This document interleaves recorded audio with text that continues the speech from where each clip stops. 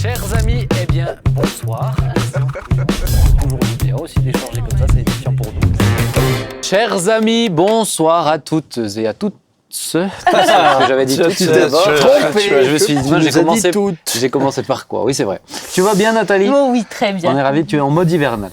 Ben, on est en hiver en même temps. Oui, quand on est diffusé, effectivement, on sera encore en hiver, je réfléchis. Non, mais là, ça y est, on a eu le premier -1 au jour du tournage. Aujourd'hui, on est le premier -1. Ça fait du bien, moi j'aime bien. Ça maintient en forme. Ouais, moi aussi, j'aime bien. Et là, ça te va bien, hein, cette petite veste là, comme ça. On dirait que tu pars à la chasse après, c'est beau. La chasse à quoi? Je sais pas. Moi, je cours. La chasse à quoi? La chasse au loup. Bon, allez, passons à autre chose. Je sens que non, là, mais c'est stylé, ça te va bien, vraiment, ça te va bien. Papa, tu vas bien? Je vais bien. On est ravis. T'as perdu un peu de poids ou pas? on dirait. Hein. Non. Dans les joues. Ah, ou Oui, c'est la parce peau qu'il s'est qui tombe? coupé les cheveux. Non, tu sais, Non, c'est la peau qui tombe avec l'âge. C'est la peau les qui cheveux. tombe, oui. La peau avec l'âge, ouais. Moi, je sens que t'as autre chose qui va tomber dans pas longtemps. Jean, t'as vu les menaces, La c'est peau beau, qui hein? tombe. C'est beau, ça. On dirait Jean-Marie, des bajoux là en Tu bas. Ils sont es toujours, terribles. Ah, tu sais, les chiens, tu sais, là, qui ont les oreilles qui tombent, là, Ah, les Espagnols bretons. les épagnols. Jean-Marie, tu vas bien? Merci. Ça. On est ravis de te voir de nouveau, ça fait un petit temps que je t'avais pas vu. Oui. Alors, aujourd'hui, on compte sur toi. Je t'ai dit, j'espère que j'ai misé sur le bon cheval parce que tu es celui que Je suis ravie. c'est celui que j'ai fait d'accord. travailler, puisque je me suis dit, mais tiens, quel sujet on n'a pas abordé qui pourrait être intéressant quand même, et puis aussi qui pourrait nous édifier. Et je me suis dit, eh mais quand même, on a tous, en France, rencontré des témoins de Jéhovah, peut-être des Mormons. L'idée, c'est de parler un peu de ça, mais voilà, d'en parler, on prend le temps d'en parler, parce qu'en général, on dit, oh, bah, ils ont sonné chez moi, et voilà, on passe à autre chose. Je trouve que ça serait intéressant de poser des questions, puisqu'ils nous parlent de Dieu aussi, ils nous parlent de Jésus, les Mormons, qui sont les Mormons. Si on a du temps, on va même parler de la science chrétienne, c'est un peu plus en Suisse aussi, c'est un peu en déclin, mais moi, j'ai une superbe anecdote là-dedans. Petite anecdote pour commencer, c'est la première fois, tu vois, j'avais prévu qu'on parle des témoins de Jéhovah, etc. Et c'est la première fois, là, que j'ouvre ma boîte aux lettres, je reçois une lettre au nom de, il y a écrit Benjamin Peter Schmidt à la main. Je me suis dit, tiens, quelqu'un qui nous a fait une petite lettre, ça arrive des fois, écrit à la main. Nous n'avons pas eu l'occasion de vous voir, mais écrit à la main. Mais nous voudrions vraiment vous dire, si vous n'avez pas la paix, superbe lettre, très gentille, avec un petit formulaire. Et puis voilà, c'était les témoins de Jéhovah qui m'avaient laissé une petite lettre manuscrite pour moi, avec mon nom, etc. Comme c'est rare de recevoir une lettre manuscrite. Bah ouais, je me suis dit, mais tiens, c'était pas imprimé, rien du tout. Je vais pas vous poser la question si vous avez déjà rencontré des témoins de Jéhovah. Je crois que tout le monde. Je pense que... Jean-Marie, toi, tu es en charge de nous présenter un petit peu les choses. Et puis après, l'idée, c'est de réfléchir, pas de réfléchir, mais de se poser des questions, d'échanger. Et puis, ce qui serait intéressant, c'est aussi comment on parle de Jésus, par exemple, à ces personnes qui sont là-dedans, quoi. Oui. Alors, présente-nous déjà les témoins de Jéhovah. Mais alors, ils sont pas là, je peux pas. Elle était facile. Mais oui, c'est déjà une ambiguïté, c'est de savoir si on peut dire que si on les présente comme des chrétiens dans la sphère chrétienne ou si ils se situent ailleurs, enfin en parallèle, je ne sais pas comment dire ça. Et sur ça, d'ailleurs, ils ont un peu changé de présentation. Dans le temps, ils aimaient pas se présenter comme chrétiens, mais plus depuis, enfin déjà maintenant un certain nombre d'années, quand ils se présentent aux portes, quand ils font du porte-à-porte, et nous sommes chrétiens, etc. Donc il y a un petit, donc maintenant alors certains diront que si on les considère pas comme chrétiens, on va peut-être avoir l'air tout de suite un petit peu sectaire, mais ça dépend qu'est-ce qu'on appelle chrétien.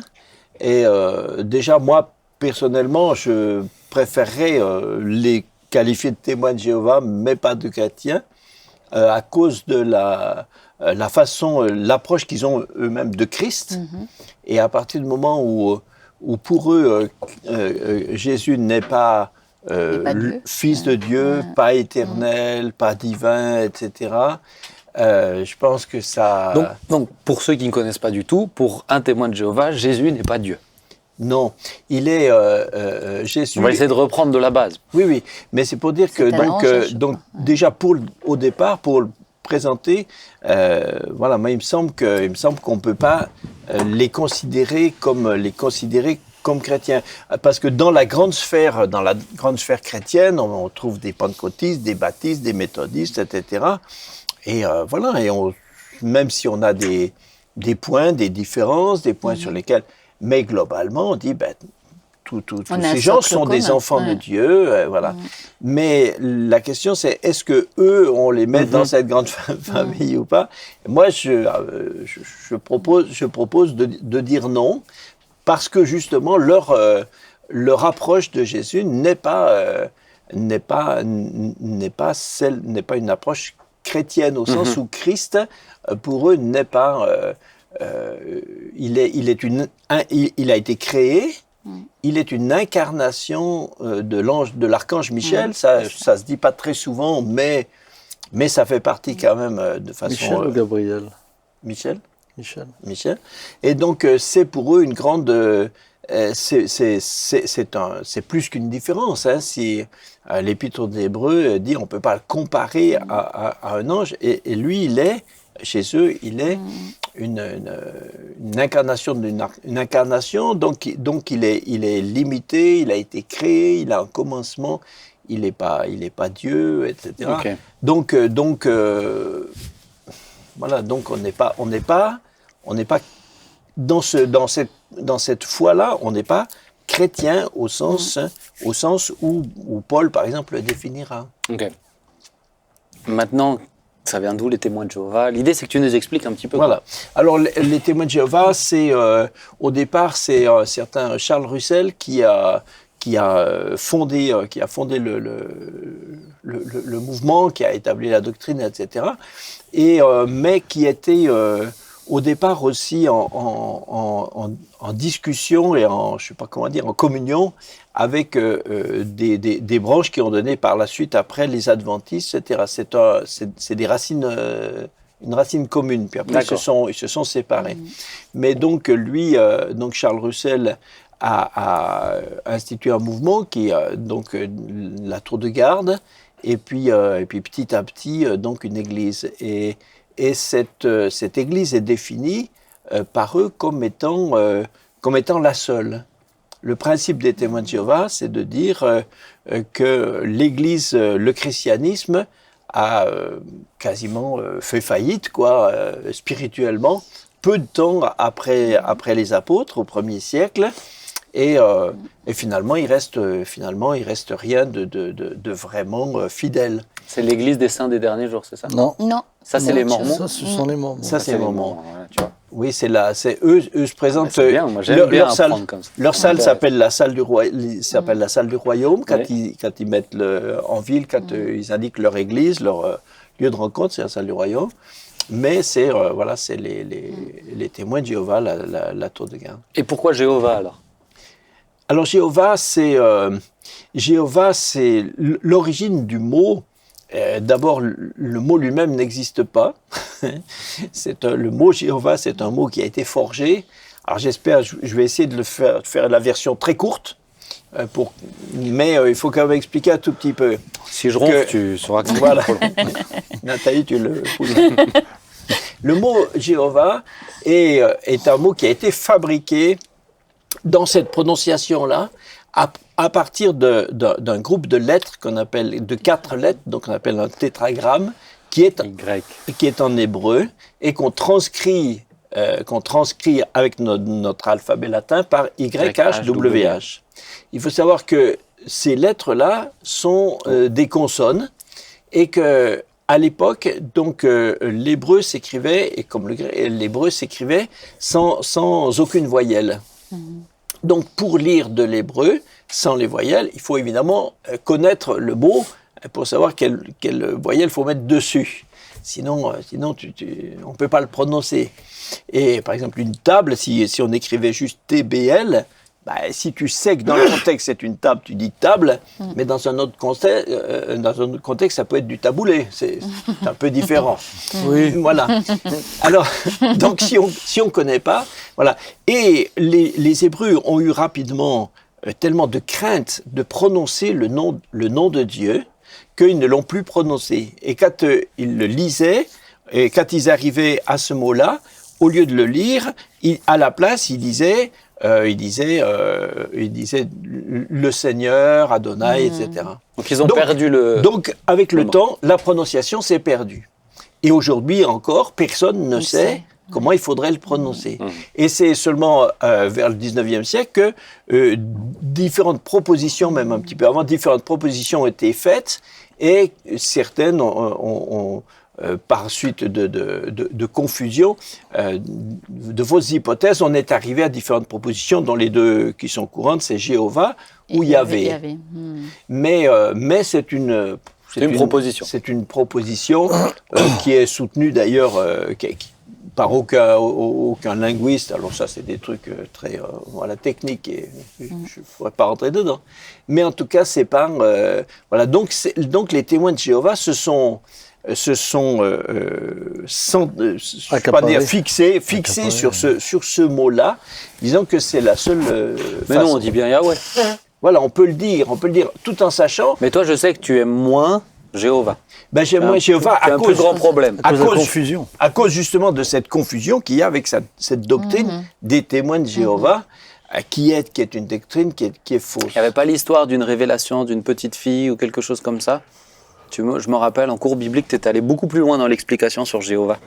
Oui, mais alors on va c'est un peu ça. Ah d'accord. En fait, tu as gardé le meilleur et tu l'as pas dit ici, d'accord. Voilà. Non, mais là où moi j'ai une expérience qui était intéressante, c'est que, enfin pour moi j'ai trouvé, c'est que une fois j'avais comme ça 2 témoins de Jéhovah qui sont passés à la maison. Alors pour discuter avec eux, j'aurais dit mais expliquez-moi. J'ai fait celui qui connaissait pas trop, quoi. Alors ils étaient contents de parler. Et j'ai dit, mais par exemple, mais Jéhovah, ça vient d'où Jéhovah? Alors bon, ils m'ont expliqué ça, le tétragramme, YH, HWH.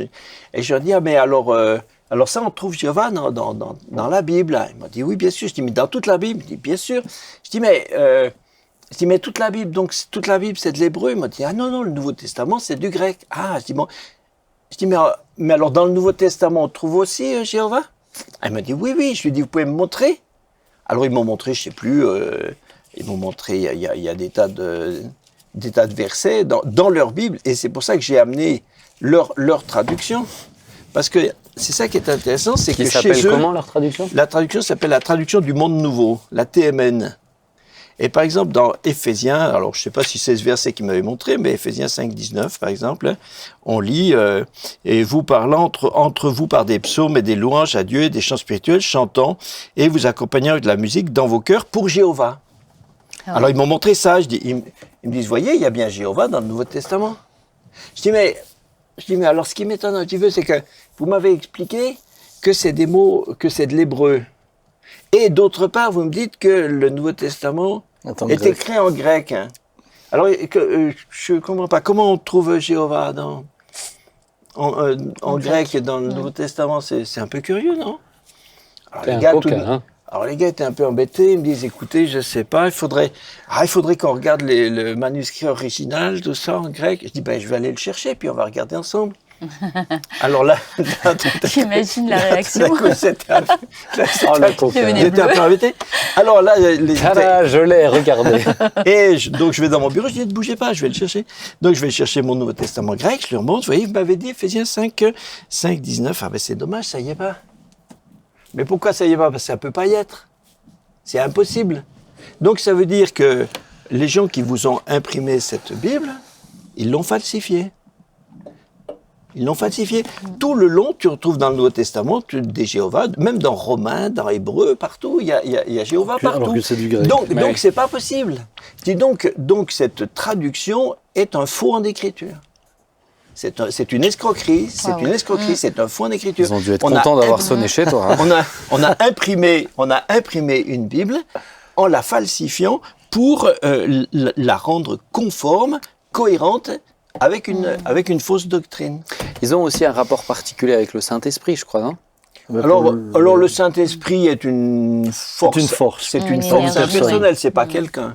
Parce que moi, je sais qu'un jour, j'avais besoin de souffler. Non, j'avais besoin, c'est ça, de prendre 3 jours pour prier, chercher Dieu, etc. Et donc, j'étais allé dans un endroit paumé, il n'y avait rien, même pas de réseau, rien du tout. Je me suis dit, super, Sauf 3 jours. Je me suis dit, mais attends, je pense qu'il y avait peut-être 10 personnes dans le village. Je me suis dit, super, 3 jours, comme ça, j'avais prévu de jeûner et tout. Je pose mes affaires, donc je suis là-dedans, je pose mes affaires. Ça ne dure pas 15 minutes que ça sonne là-bas. Ça sonne là-bas. Je dis, mais qui sonne? Personne ne sait que je suis ici. J'ouvre la porte. C'était des témoins de Jéhovah. Je dis, Seigneur, c'est pas possible quand même. Et je commençais à me dire au fond de moi, j'avais c'est Jéhovien. Hein. Ah, mais j'avais... c'est Jého te poursuit, ouais, je te poursuis. Mais j'avais tellement besoin de ce temps-là et je me suis dit, mais quand même, je vais pas les rejeter alors que je suis censé être là, cherchant Dieu, etc. Et donc, j'ai pris le temps de discuter avec eux et j'ai vu que c'était 2 jeunes, mais 2 jeunes qui étaient plus jeunes que moi, ils devaient avoir 21 ans, quelque chose comme ça. Et derrière, j'avais vu que sur un banc attendaient 2 anciens. Ouais. J'ai compris que c'était un peu les formateurs. Et on commence à discuter. Moi, j'ai pas pris Jéhovah parce que j'avais pas le texte originel. Mais par contre, je leur ai parlé du Saint-Esprit.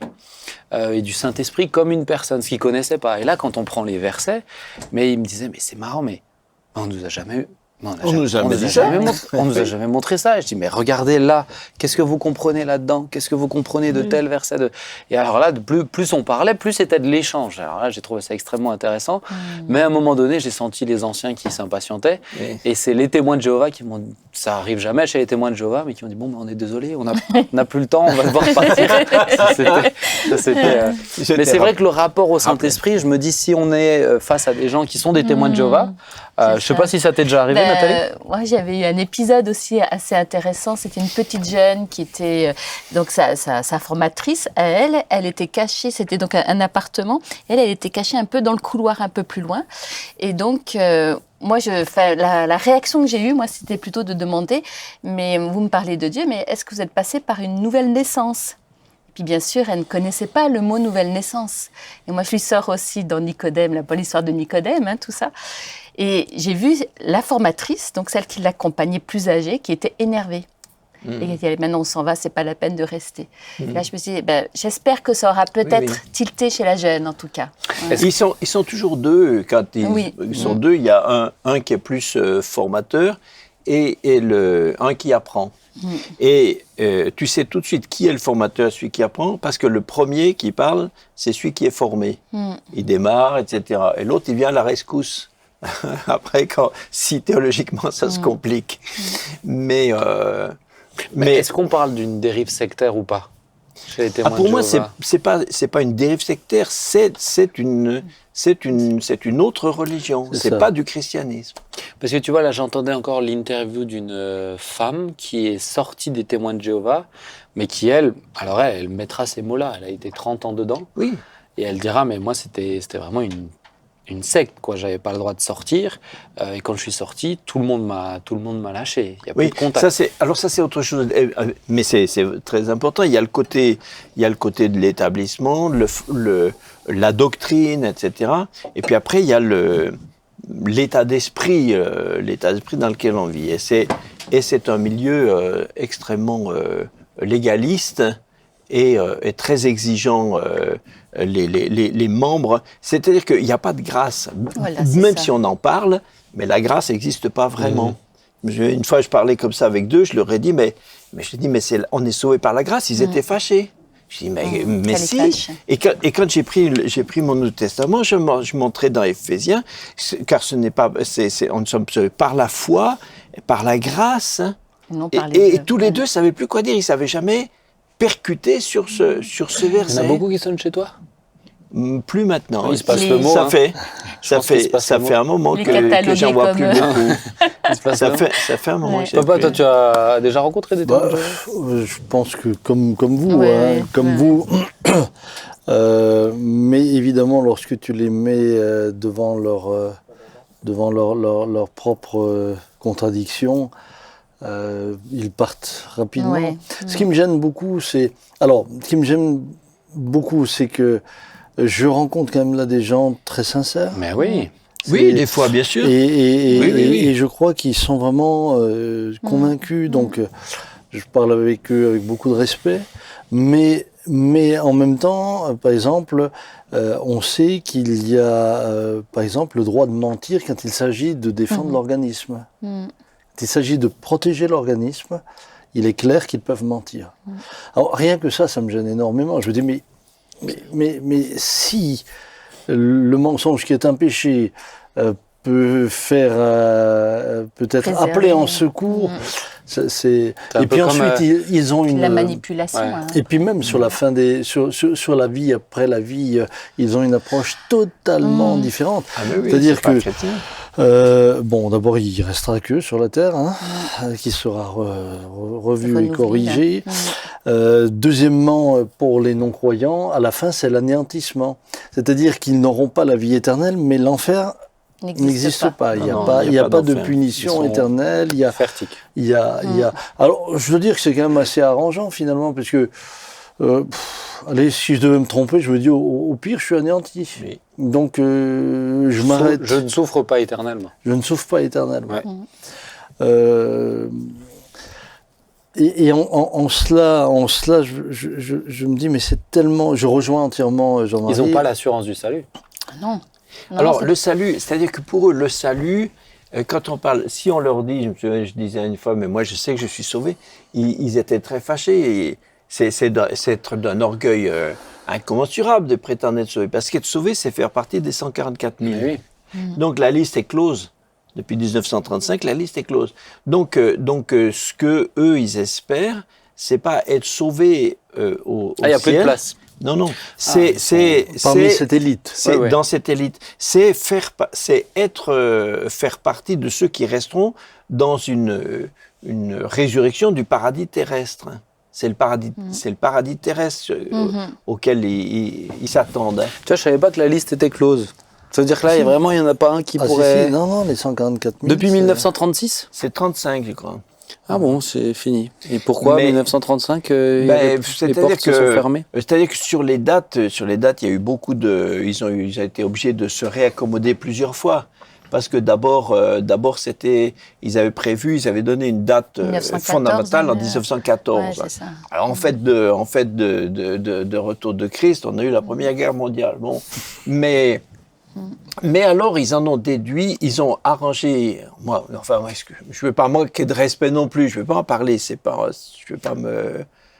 pour se moquer ou quoi, mais je veux dire, c'est de l'arrangement, quand même.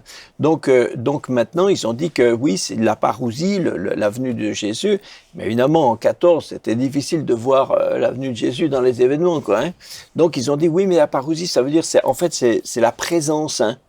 On le voit pas, il est invisible, mais il est là, il est venu, mais il est présent de façon invisible. Donc maintenant, c'est lui il est présent à travers le mouvement des témoins de Jéhovah. Après, en 25, il y avait une date et puis en 25, bon. Alors après, et puis après, c'est une autre date. Puis, alors maintenant, il n'y a plus de... Ils ont arrêté les dates. Il y a plus de dates, mais il y a quand même eu plusieurs fois des énormes déceptions. Je crois que c'est Rutherford, un successeur de Russell, qui avait prononcé un sermon en je ne sais pas quelle année, dans les années 35 par là, de cette génération, des millions ne mourront pas. Bon, alors après, on est obligé de... Il a fallu composer autrement, il faut réexpliquer. Oui, mais ça voulait dire que... Alors après, ils admettent que des fois, on avait quand même... on a été quand même un petit peu dans l'interprétation, mais ça ne remet pas en cause ce qu'on avait. Un peu d'aveuglement. Mais est-ce que... Parce qu'il y a quand même beaucoup de témoins de Jéhovah, hein. On a un lieu qui rassemble chaque année en Alsace, hein, et c'est pas loin de chez nous, là, c'est à quelques kilomètres. C'est un lieu de rassemblement, c'est une grosse structure. Et puis, une fois par an, ils font un gros rassemblement. Ils rassemblent plusieurs milliers de témoins de Jéhovah qui se retrouvent ici. Il y a des jeunes, moi je connais notamment une jeune qui est sortie des témoins de Jéhovah, qui a rencontré le Seigneur aussi véritablement. Mais comment vous voyez le développement aussi justement des témoins de Jéhovah ? Je trouve que c'est intéressant, tu parles de cette jeune dont les parents étaient témoins de Jéhovah et qui a été élevée dans cette religion. Moi j'ai le souvenir aussi d'un ancien collègue de travail qui justement se posait plein de questions. Il était né dans cette famille-là, et lui, il cherchait vraiment Dieu, il était vraiment sincère. Et ce qu'il avait constaté quand on se parlait ensemble, c'est que j'avais la joie, et que lui, il était rempli d'anxiété. Il me dit, mais toi, c'est vrai que tu as une espérance que je n'ai pas. Et le mot espérance chez eux, en fait, c'est vraiment pas un mot concret. Et alors, il m'a demandé quelle Bible que tu lis. Donc, je lui ai transmis une Bible. Il m'a dit, mais tu sais que nous interdit de lire la Bible en Louis II. Et écoute, je vais la lire. Et malheureusement, ça s'est mal terminé parce qu'il s'est suicidé, le pauvre. Il avait chef de famille avec 2 enfants.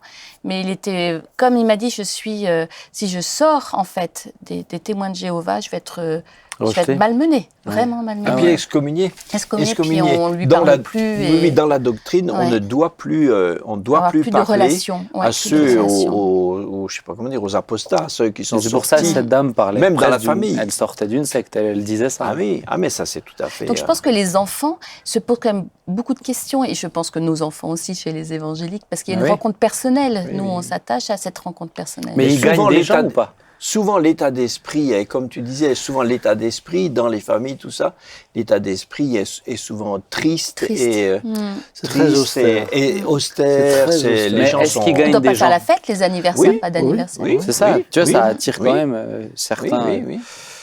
Mais il y a un côté, c'est ce qu'on disait tout à l'heure, il y a un côté cadre, il y a un côté... on sait ce qu'on doit faire, on a des objectifs, tu dois faire des objectifs, ce qu'ils appellent la prédication au porte-à-porte, et tu as des heures à faire, tu coches dans tes cases. Tu es un bon élève ou pas? Alors en même temps, ça donne un cadre, ça c'est rassurant, et après d'un autre côté, c'est complètement angoissant, parce que tu sais jamais si tu as assez fait. Tu n'as jamais fait assez. Si le salut est lié aux œuvres, qui est sûr qu'il a personne n'est jamais sauvé. Donc c'est très triste. On va essayer de passer à la deuxième partie, c'est les Mormons. Parce que du coup, les Mormons, c'est aussi quelque chose qu'on voit. Du coup, l'Église des Saints des Derniers Jours, il y en a une pas trop loin non plus. D'où ça vient? Quelle est l'origine? Comment ils voient les choses? Tu nous as ramené toutes les... Oui, j'avais... alors, pour être sûr, des fois, des dates ou quoi, je me suis dit, parce que tu as le droit de prendre tes notes. Je relis pas ça tous les jours. Donc, voilà. Donc, le mouvement des Mormons, qu'on appelle donc l'Église de Jésus-Christ des Saints des Derniers Jours, a été fondée par un certain Joseph Smith. Voilà. Et alors... il a eu plusieurs visions. La première est un peu floue, controversée. Il l'aurait eu en 1820. Il avait 14 ans. Mais finalement, celle-ci ne l'a racontée. Elle a été publiée réellement que beaucoup plus tard, en 42, 1842, etc. Et avec des récits assez différents. Donc c'est un peu bizarre, mais c'est plutôt vraiment en 1823 que de nouveau il a une autre vision, et là il a été conduit par un être céleste, un ange, l'ange Moroni, qu'il a amené à découvrir dans la région où il habitait aux États-Unis, vers Palmyre, à découvrir des plaques d'or qui étaient gravées de ce qu'il a appelé une langue ancienne, qui était de l'égyptien ancien, des hiéroglyphes. Et donc, ces plaques d'or, bien sûr, cette langue, personne ne la connaît, ne l'a jamais connue, ne la connaît.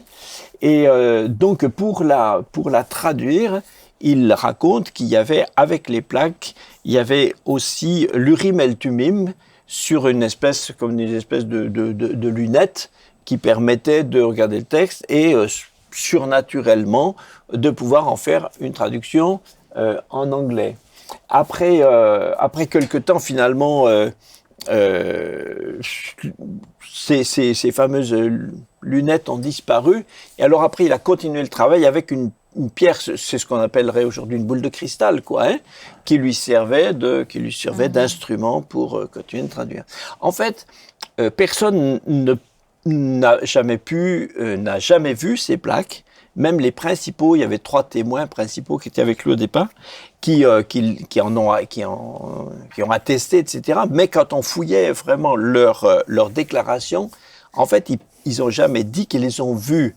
Ils les ont vus dans leur enveloppé, où ils ont vu Smith travailler avec, etc. Mais eux, ils les ont jamais vus. Donc les fameuses plaques, personne ne les a jamais vues.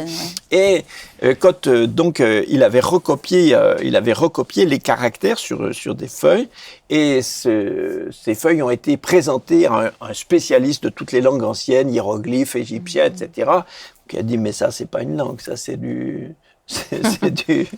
gribouillage.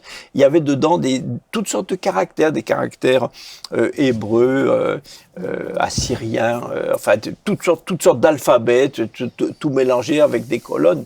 Mais il a dit mais ça c'est rien, personne, ça correspond à rien du tout. Donc lui a fait cette traduction. Et il faut quand même savoir que Smith a été avant ça était impliqué dans la recherche avec une sorte de pierre comme une boule de cristal, et il faisait de la recherche pour les gens des gens qui cherchent de l'or, qui cherchent des choses comme ça. Donc un peu comme les sourciers aujourd'hui. Voilà, exactement. Mais lui, il a même été une fois condamné par un tribunal comme ayant pris de l'argent des gens pour chercher de l'or, etc. Donc c'est tout à fait quelqu'un qui était dans la divination. C'est un devin, et c'est à la suite d'une de ces tournées de chercheurs d'or par des procédés de divination que tout d'un coup est ressortie l'histoire des plaques d'or. Donc ces plaques d'or, finalement, après, personne ne les a jamais vues. La langue, personne n'a jamais vu la démonstration de ce qu'il y avait dessus, et ceux qui l'ont vu on dit que ça ressemblait à rien du tout, quoi. Témoins de Jéhovah et Mormons, ça n'a rien à voir. Ah non. Est-ce qu'on on parle de secte? Alors là, je dirais même pas que c'est une secte, pour moi, je pense, si on est un tout petit peu objectif, l'origine, c'est une escroquerie. Ça, c'est carrément. Chez les témoins de Jéhovah, on peut dire qu'il y a une recherche, je pense on peut pas accuser Russell d'avoir été, de pas avoir été sincère. En tout cas, il y a un vrai mouvement. Là, Joseph Smith, c'est un escroc. C'est un escroc, c'est tout. Ouais. C'est un gars qui a fabriqué une histoire avec des trucs qui n'ont jamais existé. Et puis, puis des gens se sont... Et puis ils ont fait de l'argent. Ils ont fait de l'argent. Ouais, c'est ça. Pour eux, Dieu n'est absolument pas comme nous le concevons. C'est un être qui a vécu sur une autre planète et qui a été promu au rang de Dieu. Oui. Donc là, on est quand même dans quelque chose de... Oui, c'est plus la Bible. On est plus chez les Martiens. Alors peut-être ma question, c'est celle-ci. C'est justement, si on n'est plus... Voilà, il y a le livre de Joseph Smith, etc. Mais pourquoi c'est l'Église de Jésus-Christ des saints des derniers jours? Il est venu où, Jésus? Eh ben, c'est le côté, c'est le côté habile. Justement. C'est le côté habile, c'est de reprendre des termes pour créer un climat qui intéresse les gens. Et puis et que du coup on s'y retrouve, c'est attractif, mais comme disait Sam, chez on s'y retrouve, c'est attractif. C'est une bonne émission. Merci. Oui, alors le lier à ça, c'est un peu hasardeux. Oui, c'est un peu embêtant. C'est comme les plaques, tu vois. Pour eux, Dieu était un homme, et cet homme est devenu Dieu. Donc tout homme peut devenir Dieu. Mais habitant sur une autre planète, quand même. Hein. Oui. Après, il n'y a pas de... Il n'y a plus de limite. On peut.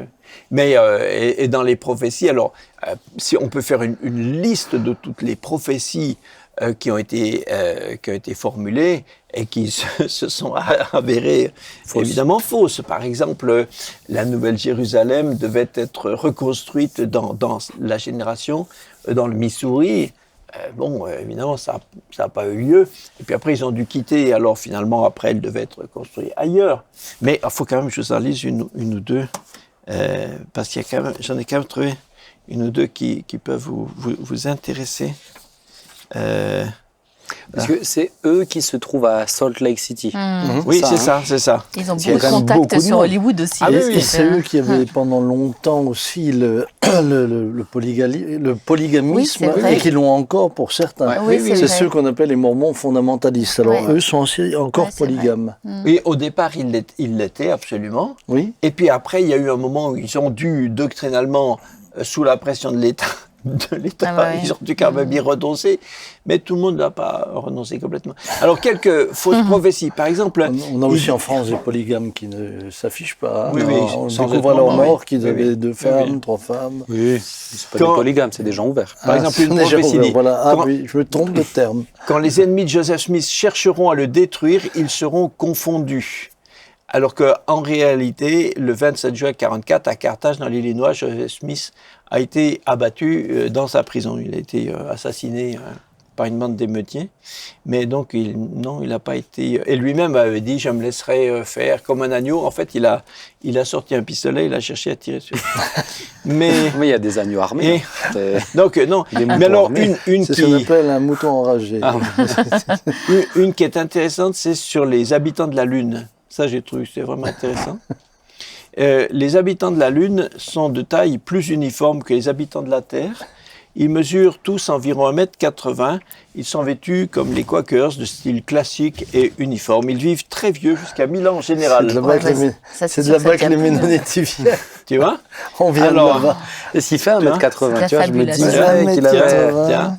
Et tu m'as jamais vu me promener sur la Lune. Non, mais- non, jamais, bizarrement. Voilà, donc, voilà. Il est parfois dans la Lune.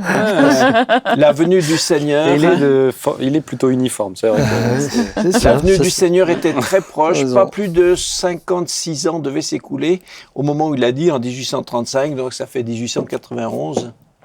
Bon, c'est dommage, c'est un peu... on est un peu D'accord. passé au- Donc là, bon, on a Ouais, bien clairement. compris qu'il y a, voilà, on n'est pas Il y a sur la beaucoup même, d'histoires, quoi. on n'est pas Oui. sur le même registre avec Ah les non. témoins de Jéhovah. Ah non, non, Mais là, il y en on a est dans beaucoup. Il y a Oui. beaucoup de Mormons.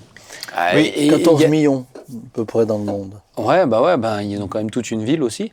Oui. Ouais, c'est vrai. Mais même en France, alors Parce qu'ils ont été persécutés. C'est Oui. quand Ouais. ils ont été persécutés, qu'ils ont quitté le Missouri, et donc là, ils sont partis vers les montagnes rocheuses et ils se sont installés à Salt Lake City. là. Si je me trompe pas, Enfin, les ils ont jeunes fondé doivent la faire, ville. les jeunes doivent faire 3 ans de mission, c'est ça, non? c'est Pour ça. annoncer l'évangile. C'est pour ça qu'on Alors, les je sais voit plus si c'est en 2 Europe. ans. Alors, 2 ou 3 ans, sur je le crois. temps, je ne sais pas. Mais Avec, on les voit souvent en costard Oui, avec oui. la Oui, petite, tout à fait. Deux moi, par je- deux. Je Et là, racontais et là, encore l'anecdote. une fois, des gens très sincères, Bah très oui. gentils. Tu sais, moi j'étais en Suisse et j'étais de bonne humeur ce jour-là, mais il neigeait très fort, il faisait très très très très froid et je les voyais les deux en costard, mais sous la neige comme ça, Ah mais ouais. deux jeunes de mon âge, et ils m'ont fait mal au cœur. Personne. Et les gens peuvent être froids quand même avec eux, je dois dire. Hein. Bah, tu Bah, vois, il y a un surtout jour de l'hiver, neige. surtout l'hiver, bien sûr. Je vous ai tendu la perche, je l'attendais. Elle était d'une évidence. Il y a quelque chose qui nous Mais unit. je l'attendais. Mais non, mais ils peuvent être même rudes quand même Ouais, un peu. c'est Mais sûr. je- Oui. Non, il Et- ne faut pas être méchant. Et ils non m'ont plus. fait Ça, mal au c'est pas cœur. bien. Honnêtement, ils m'ont fait mal au cœur, Ouais. donc je leur ai dit allez, venez, je vous paye un café, comme ça vous réchauffe. Donc ils avaient l'air vraiment très contents.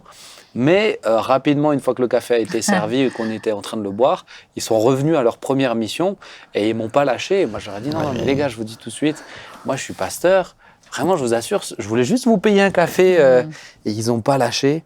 Et ils m'ont harcelé pendant. Vraiment, ils m'ont pas lâché. Après, C'est ça le truc. pendant des mois, hein, ils m'ont pas lâché. Ah ouais? Ben, Ah, c'est non, comme non. c'est comme un pêcheur qui a Ah une touche, oui, tu voilà, vois. c'était- S'il en a qu'une dans l'après-midi, il la lâche pas, tu vois.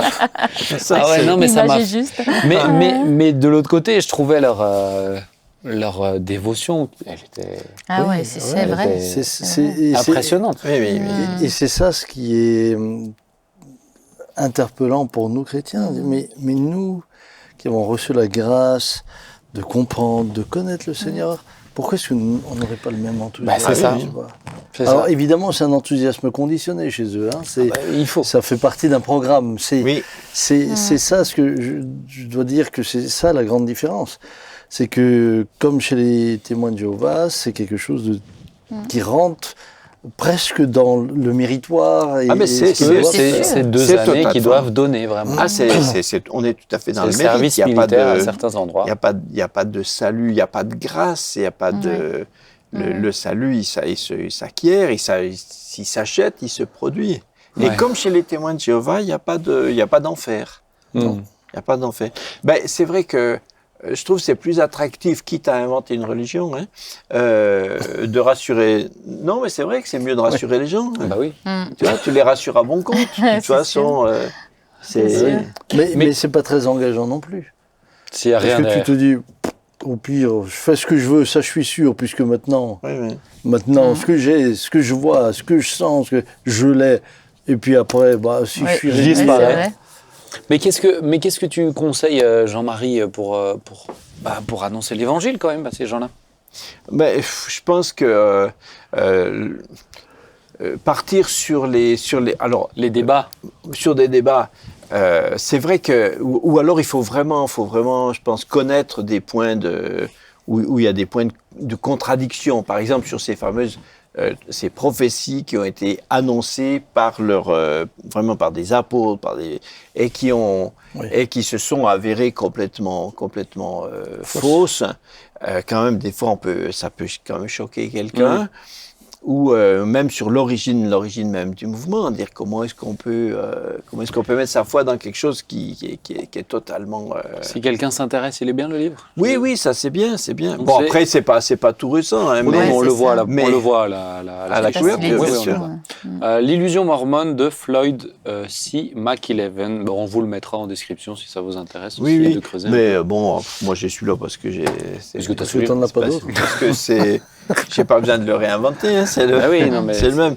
Mais je veux dire, je sais pas si c'est encore édité. C'est peut-être pas encore édité, Oui, mais sinon on trouve l'équivalent. Mais je pense qu'il faut revenir, il vaut mieux partir de ce qu'on vit, un témoignage simple. de notre témoignage, de ce qu'on vit. On fait envie comme ça. C'est ce que Jésus demande, le témoignage. Oui, parce que quand tu rentres dans des débats, c'est souvent sans fin. C'est stérile. Hein. Et puis ils n'ont pas été, pardonnez-moi, je vais employer un terme peut-être un peu fort, mais ils n'ont pas été programmés à écouter, ils ont été programmés à affirmer et à convaincre. Donc je dirais même que dans leur méthode, on leur apprend justement à ne pas se laisser influencer. Donc à ne pas écouter. Et finalement, ce que tu dis ne les intéresse pas grandement. Ce qui les intéresse, c'est que tu écoutes ce qu'ils ont à te dire et que tu y adhères. À partir de là, il y a des chrétiens comme ça aussi. Hein. La contradiction n'a pas beaucoup de place. Pour ça, de certains chrétiens, on pourrait dire la même chose. Malheureusement, c'est un peu maladroit. Je trouve que c'est juste intéressant une émission comme celle-ci pour ceux qui connaissent pas ou qui n'ont pas eu de premier contact, de dire oui, c'est l'église des saints des derniers jours. Bon, reprenez quand même dans le contexte aussi. Il y avait un Joseph Smith au début. J'aimerais qu'on arrive sur la dernière partie, c'est la science chrétienne. Est-ce que avant que je propose cette émission, vous en aviez déjà entendu parler? Pas du tout. La science chrétienne, non. Pas du tout. Jean-Marie, toi, tu en avais déjà entendu parler? Oui, mais j'ai dû quand même retourner. Elle est un peu moins connue dans mes. Elle est un peu moins connue. Je vais peut-être dans mes notes pour avant que tu commences à raconter que... justement l'anecdote qui m'a fait découvrir quand même la science chrétienne. Je me baladais donc dans ma ville suisse où je travaillais et pareil, j'étais de bonne humeur et je vois une bibliothèque. Ça t'arrive? Ouais, ça m'arrive. Déjà 2 fois en 3 ans. Déjà, il les note là. Et il faisait beau. 2 fois en 3 ans. Et il faisait beau, tu vois. Par temps de neige et par beau temps. C'est beau. Et là, je vois il y avait écrit science chrétienne. Je me suis dit tiens, une bibliothèque parce que moi je ne savais pas du tout, je connaissais mais rien du tout. Science chrétienne. Tiens, ça doit être une super bibliothèque, je vais aller voir. Et je rentre dedans. Alors là, j'ai tout de suite vu les deux regards des deux personnes, des seules 2 personnes qui étaient là. Mais je pense qu'elles n'avaient rarement vu quelqu'un rentrer dans ce lieu, en tout cas, puisqu'elles ne m'ont pas lâché du regard. Et je commence à me balader. On sentait la pression du regard des deux dames. Et je me balade et je regarde. Et tiens, il y a beaucoup de fois le même auteur quand même. Alors je vais aller dans une autre pièce. Je vais dans une autre pièce, c'est toujours le même auteur. En fait, il n'y avait qu'un seul et unique auteur. Je me suis dit, mais en tant que librairie, c'est quand même dommage de vendre qu'un seul auteur. Vraiment, ils sont convaincus. Et je lis dedans, et là, je commence à lire et je me dis... Ah oui, non, en fait, c'est vraiment... C'est vraiment un autre auteur. C'est particulier quand même, parce que je pensais pas... Il faut prendre de la hauteur pour lire cet auteur. Donc après, ils m'ont expliqué, et après, j'ai cherché, il y avait une biographie, j'ai lu un peu la biographie, j'ai cherché un peu sur Internet, j'ai compris que j'étais pas du tout dans une librairie chrétienne. Ouais. Et justement, pour vous découvrir, alors cet auteur, j'ai perdu le nom, c'est une femme qui s'appelait... Mary Baker. Mary Baker. Voilà, je me disais, dis donc, elle doit écrire super bien.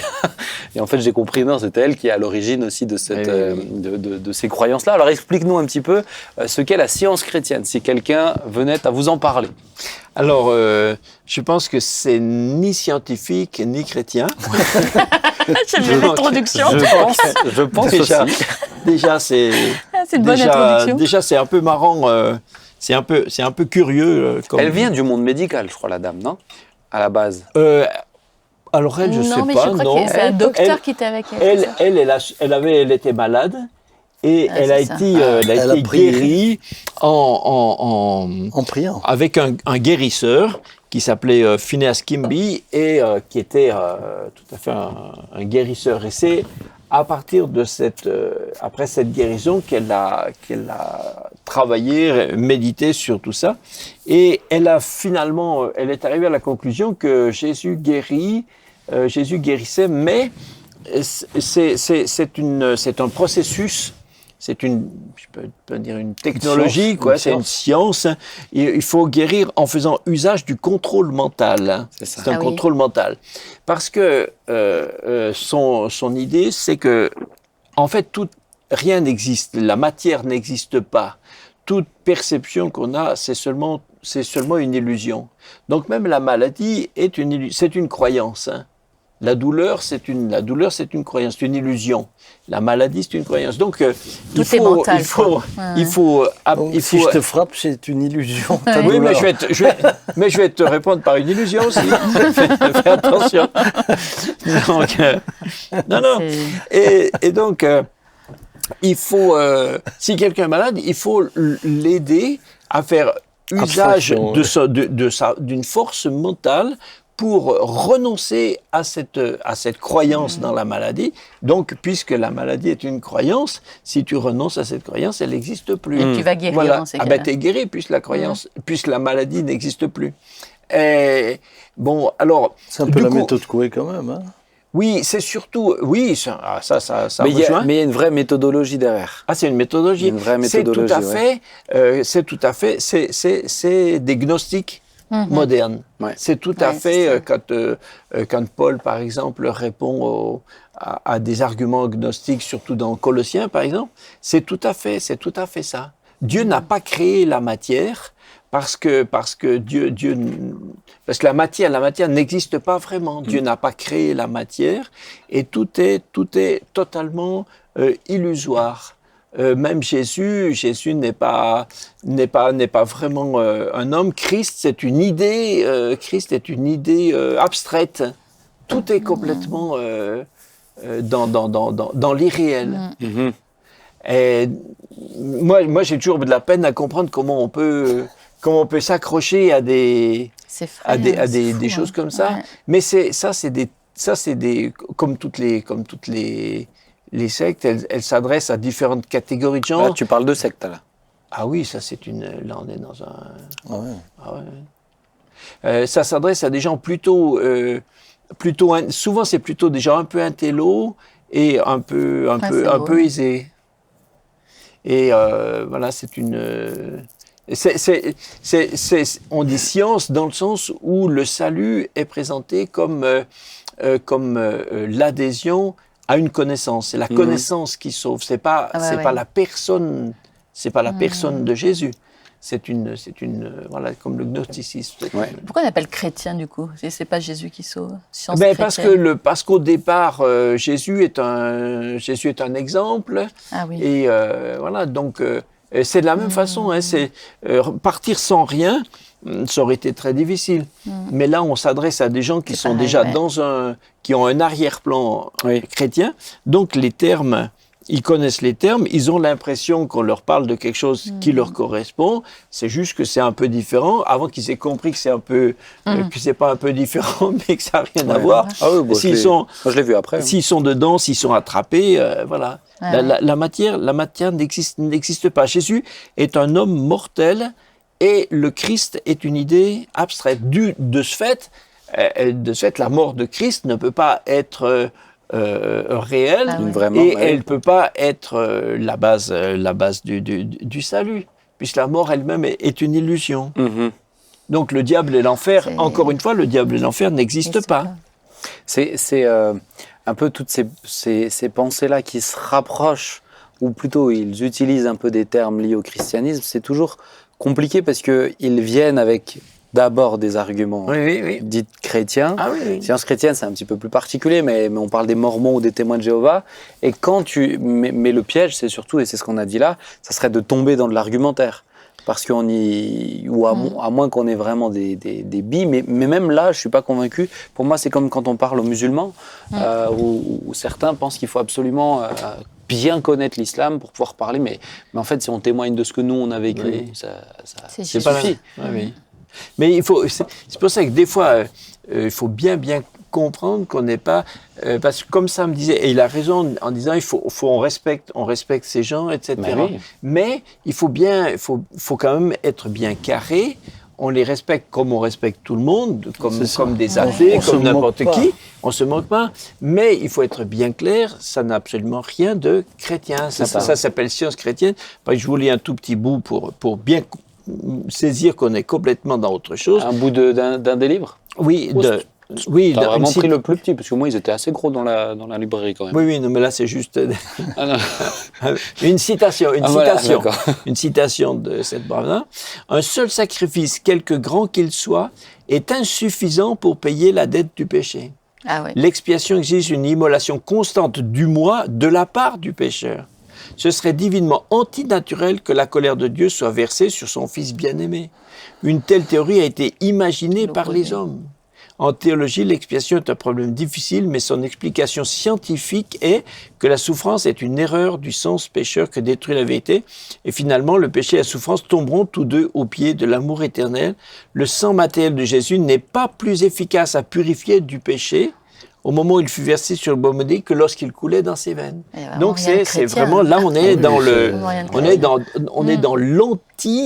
l'antichristianisme le plus fondamental. Une négation de ce qui fait notre foi. Et par ailleurs, c'est aussi anti-scientifique parce que puisque la matière n'existe pas vraiment, la science de la matière en elle-même est une science sans intérêt, sans fondement, sans réalité. C'est abstrait, quoi. Et elle sert à rien.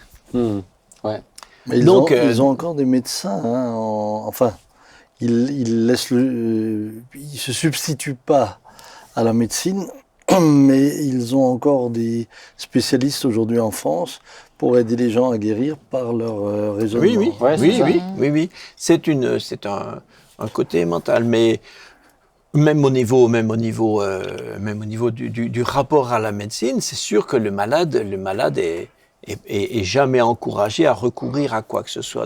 Ni traitement, ni non. Bah oui, puisque ça voudrait dire accepter qu'il y ait une maladie. Il faut quelquefois des tours de passe-passe, parce que quand des gens souffrent tellement que t'es quand même bien obligé. Alors il concède que... Il faut calmer la matière qui n'existe pas. Voilà, que pendant un moment, on peut aider les gens à passer par-dessus avant de reprendre ses forces pour mener le combat. Au sens mental. Mais là, tu te demandes comment. Comment tu peux adhérer. À ce niveau-là, c'est extrêmement dangereux. Mais tu vois, moi, c'est intéressant parce que là, tu dis ça. Mais certains pourraient dire la même chose de nous. Et le disent. Comment ils peuvent adhérer à croire que... Moi, c'est comme je l'ai déjà témoigné, mais ce petit papier avec qui je discutais, qui me disait comment vous pouvez croire qu'il y a un Dieu là-haut qui vous a créé une planète et qui, dans la même phrase, m'a dit comment vous pouvez croire qu'on est seul dans l'univers. Ils nous prennent aussi, à des fois, un peu... Ils nous voient du même point de vue qu'on pourrait dire, nous, mais comment ils peuvent croire, tu vois ? Si ce n'est qu'on a quand même une expérience. On a quand même vécu quelque chose. Mais je suis convaincu que certains qui auraient pratiqué aurait vécu quelque chose, j'en suis convaincu. Alors, peut-être une minorité. Parce que, oui, mais on parle, tu vois, on a cité la méthode Coué qui se rapproche beaucoup aussi, tu vois. Oui, mais pour plusieurs raisons. D'abord parce que dire qu'un certain nombre de syndromes sont d'origine psychologique, psychosomatique, c'est une évidence. Ah oui. Donc il y a sûrement des cas où aider la personne à se séparer d'une croyance dans sa maladie peut être effectivement bénéfique. Ouais. Ça c'est pas faux. Oui. Mais quand tu t'es cassé la jambe et même si ta jambe n'existe pas, elle te fait mal quand même, tu vois. Et t'as beau chasser l'illusion. T'as beau chasser l'illusion de la fracture, tant que c'est pas ressoudé, ça va quand même. Et puis il y a quand même aussi un paramètre important, je pense, c'est qu'on reconnaît un arbre à ses fruits. Une transformation par Christ, normalement, ça doit se voir. Et il y a un changement de vie, il y a un changement de mentalité profonde. Enfin, moi, je sais qu'avant, j'étais vraiment une autre. Mais ces gens-là, j'ai un peu de peine pour eux parce qu'ils doivent vraiment s'attaquer. Alors attends, moi je pousse un petit peu le bouchon un petit peu plus loin. Est-ce que des fois, certains enseignements de la foi ne ressemblent pas à ça aussi ? Sans vouloir grossir les traits, mais de dire non, mais par la foi, tu es guéri. Est-ce qu'il n'y a pas aussi des fois un déni des choses où certains sont tombés dans des excès en disant du coup, si je suis guéri, je prends plus mes médicaments.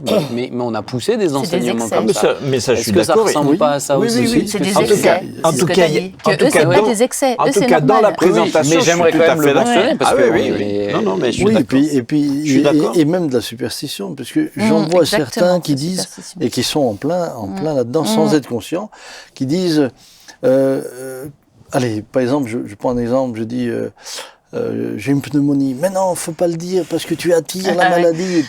Ça, c'est ce que ta bouche prononce. C'est tout ce que ta bouche prononce, t'arrives. Mais j'ai le cancer. Ouais, ben voilà, faut pas le dire parce que.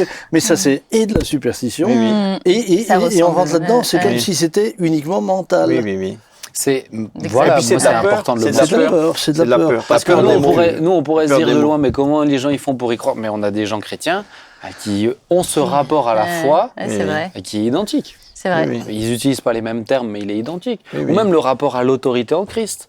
On prie pas Dieu de guérir. Il nous a donné l'autorité pour guérir. Donc tu parles à la maladie et elle doit quitter. Et une fois que c'est fait, c'est bon, t'es plus malade. Tu ne prends plus de traitement. Oui. Il y a quand même des gens qui sont morts aussi parce qu'ils ont. Oui, c'est vrai. Je pense que c'est. Mais comment faire? Alors justement, tiens, on va terminer l'émission sur ça. Quel est le juste équilibre dans la notion de guérison pour pas tomber dans ce travers-là, qui est vraiment à côté de ce que la Bible dit, mais en même temps avoir une dimension de foi aussi. Elle est où la foi pour la guérison? Mais je pense que c'est notre conception de qui est Dieu et qui est Jésus et la relation qu'on a avec lui qui est tout à fait différente. Là, on est dans une démarche qui est purement intellectuelle. C'est un effort intellectuel. C'est un effort mental. Alors que le christianisme n'est pas un effort. D'abord, c'est pas un effort du tout.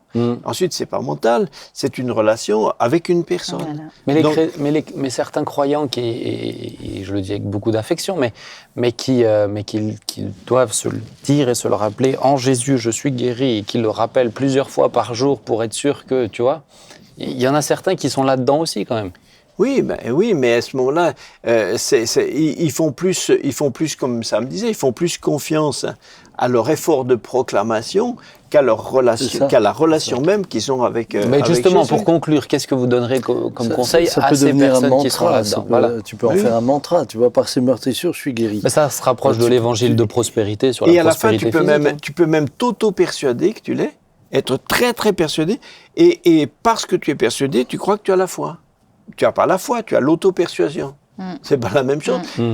J'ai vu un monsieur qui était totalement persuadé sur son lit de mort. Il disait encore Alléluia, je suis guéri. Et il est mort. Pourtant, il était persuadé. On dit mais alors, la foi, c'est alors Dieu pour les gens, c'est troublant. C'est troublant parce qu'ils disent mais il avait la foi. Il était sûr. C'est pas être sûr et avoir la foi, c'est pas la même chose. C'est quoi la différence? La foi, c'est que c'est Dieu qui l'a dit. C'est Dieu. Se persuader soi-même. La foi vient de ce qu'on entend, et ce qu'on entend vient de ce que Dieu dit. Tout à fait. Donc quelqu'un peut se persuader parce qu'il est persuadé. Il a fait un effort mental. Alors là, je suis d'accord avec toi, ça rejoint. Mais alors cet homme-là, par exemple, comment il peut savoir ce que Dieu a dit alors? S'il est tellement persuadé de maintenant qu'il est mort, il le sait. Oui, là. Là, on revient. J'essaie d'amener une belle conclusion. Allez, tu as de la théologie très pratico-concrète. Non, mais j'essaie d'amener une belle conclusion pour les gens qui pourraient être malheureusement. Parce que là, on en rigole, mais il y en a beaucoup, papa. Il y en a beaucoup dans les églises. Oui, mais je qui se persuadent comme ça. C'est pour ça que c'est bien que tu as poussé un peu le bouchon. Mais alors, justement, qu'est-ce qu'on peut leur dire? C'est la différence entre la foi et votre auto-persuasion, et on va terminer sur ça. Bishop. Mais pour moi, la différence, elle vient de la relation, de la communion que j'ai avec Dieu. La foi, c'est pas ma capacité de m'auto-persuader que Dieu me guérit, mais de lui faire confiance. Mais ils te diront que Dieu a dit, par ses meurtrissures, je suis guéri. Donc ils diront, Dieu a dit ça. Oui, c'est vrai. Oui, bien Donc sûr. je suis persuadé que Dieu m'a dit que je suis guéri. Voilà, mais Bien sûr, mais pour moi, la foi, c'est de dire non pas ma volonté, mais ta Ouais, volonté. c'est ça. Donc Dieu peut vouloir ne pas te guérir. Dieu Ouais. peut, mais Que ta volonté soit faite, c'est Dieu a vrai. repris Élisée de la maladie dont il devait Mais oui, mourir. c'est vrai. Dieu peut, mais heureusement, sinon Dieu serait enfermé dans Je suis un dans votre concept. camp, hein, les gars. Hein. Je joue l'animateur. mais- Non, mais parce que là, c'est l'inquisition. Mais on veut la contradiction, alors Allez, c'est bien, voilà. c'est bien, c'est bien. Et je crois que ça revient à ce que disait Jean-Marie. Il y a une différence entre s'auto-persuader et si Dieu me dit tu es guéri, et c'est vraiment lui qui me le dit. Ouais, là, c'est autre chose, c'est sûr. C'est-à-dire que cette parole soit aussi un rhéma pour moi. Moi, je l'ai vu avec mon père qui était brûlé au 3e degré. Au moment où il est brûlé au 3e degré, il reçoit cette conviction par la foi, au travers de l'Écriture, qu'il est guéri. Et au bout de 3 quarts d'heure, il n'avait plus aucune douleur, alors qu'il était brûlé à un stade. Et grand-père prenait des médicaments. Et grand-père, dans certains cas, prenait des médicaments, bien sûr. Il n'était pas... Moi, je te dirais il peut-être... n'était pas anti. Ah non, mais non. Non, mais c'est ça que je veux relever. Il n'était pas mystique, quoi. Ah oui. Il n'était pas, s'est il fait était ça. pas superstitieux. Il s'est fait... Il a subi des opérations. Il a subi des opérations et il a vécu des miracles. Il a vécu Les des- deux, Oui. c'est... Mais il ne vivait pas pour ça. Voilà. Non. Ouais, Moi, c'est peut-être juste. là, quand ça ne devient plus que ta priorité. Je comprends la souffrance. Mais même la souffrance ne devrait pas nous faire perdre de vue ce qui est l'essentiel, c'est Jésus. Oui, et puis je comprends aussi le fait de vouloir vivre. Ah oui. Quand tu es une maman, tu as des Ah oui. enfants et Oui, tu as oui. un Bah cancer. oui, c'est sûr. L'autre jour, j'étais en face d'une jeune dame, moi je l'estime au maximum à 30 ans, elle Ah me oui. dit qu'elle a un cancer métastasé. Ouais, c'est- Bah oui, c'est alors sûr. moi j'ai prié de tout Oui, mon cœur bien pour sûr. elle. Non pas que je prie différemment pour quelqu'un qui a 90 ans, mais C'est gentil de le préciser quand même. mais les ça touche perspectives quand sont même. quand même Ouais, différentes. bien sûr. Et là, oui, avec de tout cœur, je le désire avec elle. Et j'ai dit, Seigneur, mais nous invoquons ta grâce sur cette jeune Mais qu'est-ce que femme. tu penses de cet enseignement qui dit on n'a pas demandé à Dieu de guérir, il nous a donné l'autorité pour guérir. Bah, je ne comprends pas alors pourquoi les malades sont allés vers Jésus pour demander la prière. C'est C'est toujours c'est toujours dangereux de prendre un seul verset, texte. comme par exemple est dans ces meurtrissures vous êtes guéris, sans regarder d'autres passages qu'ils complètent. Ils te diront, vous etc. poserez les mains sur les malades seront guéris. Tu Oui, vois, mais c'est aussi, ils saisiront des serpents, Le et don ceux-là n'ont des pas guérisons. Ouais, c'est saisi de serpents. Donc, combien de vrais croyants alors, puisque les croyants, ce sont ceux qui se saisissent des serpents et qui boivent du breuvage mortel. Alors, comment ça se fait? Il n'y a pas beaucoup de croyants quand même, finalement. Mm.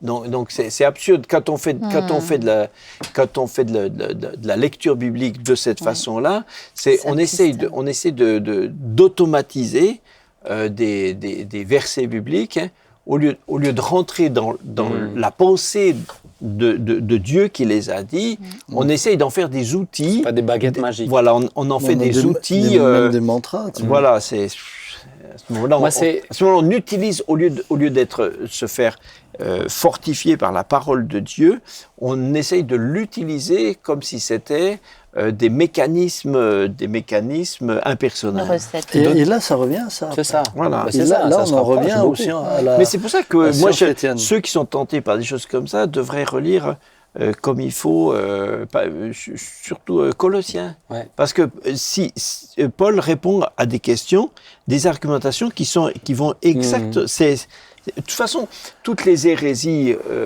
sont toujours les mêmes. Mais oui. Il y en a un certain nombre, et puis d'un siècle à l'autre, hein, le diable nous en ressort une, il lui taille un costume contemporain, et puis voilà. Mais c'est la même chose. Mais d'où l'importance quand on a des bien-aimés qui sont dans ces situations-là. Tu vois, tu parles de la sœur qui a une trentaine d'années avec des métastases, mais qu'ils soient bien accompagnés. Moi, peut-être ce qui me met en colère, pour le coup, ça va être ceux qui vont enseigner des choses comme ça. Oui. Et qui amènent un sentiment de culpabilité, de mal faire et de pression. Moi, j'ai envie de dire, le rôle d'un bon berger, c'est quand la mort se rapproche, mais ces seigneurs ont pris de tout notre cœur, mais c'est aussi d'accompagner la personne en disant, mais au moins, as-tu mis tes affaires en règle? Oui. Si tu dois partir, es-tu prêt à partir? Je pense que c'est important de ne pas céder à cette tentation-là. On comprend l'envie de vivre, bien sûr, mais de ne pas tomber dans des faux enseignements qui nous donnent une fausse source d'espoir, parce que c'est pas une vraie source d'espoir. L'espoir, il est quand on reste fixé sur Jésus et dire que ta volonté soit faite et on croit que tu es capable de guérir et on prie pour la guérison, mais on veut pas s'enfermer dans un systématisme aussi. Dès qu'on systématise, on est faux. Tous les tenants de la guérison divine absolue, toujours en tout temps et partout, tous les chrétiens devraient toujours être tous guéris de toutes leurs maladies, pour certains, dans certaines doctrines. Mais c'est aussi irréel que ce système. Parce qu'à la fin, c'est comme si on niait la mort. Parce que finalement, tout le monde va quand même finir par mourir le jour où son cœur s'arrête. Et il s'arrête bien par quelque chose. Donc on pourrait toujours, en théorie, le faire reprier pour qu'il redémarre. Donc c'est une négation du réel. C'est aussi faux que de dire la matière n'existe pas. Tu vois la transparence de l'Écriture quand Paul dit « J'ai laissé Trophime malade à Myre ». Il ne le cache pas, il n'essaie pas de... Et il en a vécu des miracles. Je loue Dieu de ne pas m'avoir repris Épaphrodite pour ne pas m'infliger preuve sur... Donc, ça veut dire qu'Épaphrodite aurait pu mourir. C'était possible. Et Paul... Et c'est ça ce qui est beau dans l'Écriture. On n'a pas enlevé tout ça pour ne laisser que absolument, oui, mais Jésus guérissait tous les malades, mais la piscine de Bethesda, non, il a guéri qu'un. Et je pense que c'est important de rester dans cette dépendance. Et la foi, c'est cette confiance en Dieu. Voilà. Et cette humilité. Et cette humilité, Seigneur, si c'est mon heure, alors c'est... Moi, quand j'étais avec avec le Covid, bien sûr que j'étais lucide. Je voyais comment je descendais très vite la pente. Et j'ai dit, Seigneur, mais si c'est ta volonté que je parte maintenant, si le nombre des jours de ma vie... et si j'ai fait ce que je devais, gloire à Dieu, je pars. Oui, mais t'avais pas fait l'héritage encore et tout ça. Ça m'étonnait que ça m'attendait pas. Comme s'il y avait beaucoup à donner. Une fois que ce sera divisé par 6, vous allez voir que... Alors là, tu auras le droit à un livre. Parce qu'il aime bien donner des livres. Un livre dédicacé de ça. Tiens, j'ai encore un livre de la science chrétienne. Bon, chers amis, sur ce petit ton d'humour. Mais c'était bien. Je pense que c'était important aussi, tu vois, de... Ah, si ça t'a plu à toi, je suis content. Ça m'a plu, parce que... mais j'ai l'impression que ma journée est réussie maintenant. Ça l'a édifié. Non, mais je trouve que c'est intéressant parce que des fois, on rencontre des personnes qui sont dedans et on sait pas. Et puis voilà, ne pas oublier, il faut les aimer avant tout et pas s'acharner sur des versets ou des... Si on en connaît certains, pourquoi pas d'amener une réflexion, mais c'est surtout un témoignage de vie qui va faire la différence. Et peut-être encore une petite dernière chose, c'est de faire aussi attention au rapport qu'on a avec les hommes. Dans tous ces mouvements, tu as toujours des gens qui deviennent incontournables, qui deviennent des gourous. Comme Mary Baker a dit, des gens qui sont des gourous. Tout doit passer absolument par eux, et le mouvement qu'ils fondent est le mouvement unique et incontournable. Il n'y a pas de salut hors de là, etc. Et puis plus l'attrait financier qui a toujours derrière tout ça. Donc il faut faire attention avec ça. Des gens, des vrais leaders chrétiens ne sont pas des gens qui cherchent à être tout seuls sur le podium. Et puis, ils ne se sentent pas ni indispensables, ni ils sont dans l'intérêt matériel, les vrais. Merci. On va demander à un vrai s'il veut bien prier, papa. Tu veux bien prier? Mais... J'ai terminé sur une note gentille. Ça fait du bien. Ouais, c'est chouette. Avec un petit... N'en dis pas plus. Voilà, avec un petit... Vas-y. Non, rajoute pas. Je laisse le terme vrai au Seigneur. Seigneur, nous te bénissons tout d'abord pour la grâce que tu nous as accordée de te connaître et nous voulons prier pour toutes ces personnes qui, Seigneur, parfois depuis leur enfance se sont instruits de cette manière-là. Seigneur, nous ne nous érigeons pas en valeur étalon, mais nous voulons dire que c'est toi la référence. C'est toi qui te révèles à tous ceux qui te cherchent d'un cœur sincère. Aussi, si, Seigneur, des hommes, des femmes qui appartiennent à ce genre de mouvement devaient nous écouter, qu'ils puissent juste s'en référer à toi. Oui. Et je sais que tu te révéleras. Tu es fidèle. Seigneur, merci de nous garder. Garde-nous aussi de nous-mêmes, de notre propre tendance naturelle à parfois échafauder en vérité ce qui ne l'est pas forcément toujours, mais juste parce que nous en avons la conviction. Aide-nous à rester dépendants de toi. Et garde-nous par l'humilité. Que la crainte de ton nom soit toujours ce qui nous dirige. Que ton nom soit loué et béni. Merci de bénir tous nos amis qui nous suivent en cet instant. Fais-leur du bien. Amen. Amen. Amen. Amen. Merci à vous trois. Merci Nathalie. Merci papa. Merci Jean-Marie pour ce travail que tu nous as fourni. Merci. Oui. Très édifiant. Ça m'a fait réviser. Ben, c'est bien. Tu es prêt pour les prochaines tournées des témoins de Jéhovah chez toi? On va leur dire. Moi-même, j'ai eu peur en voyant l'émission et je me plongea. Oh là, t'as tout mis. Bon, ça termine. Je me suis plongé. Et moi-même, je sais que c'est fini. Moi-même, je me suis plongé. Aidez-nous, monsieur Samuel. Pas peur qu'on me pose des questions. Non, mais je t'avais dit, ça va être lui. Eh bien, chers amis, rendez-vous dans 2 semaines. Que Dieu vous bénisse. Allez, et on va revoir nos conjugaisons. Allez, à bientôt. Ciao, ciao.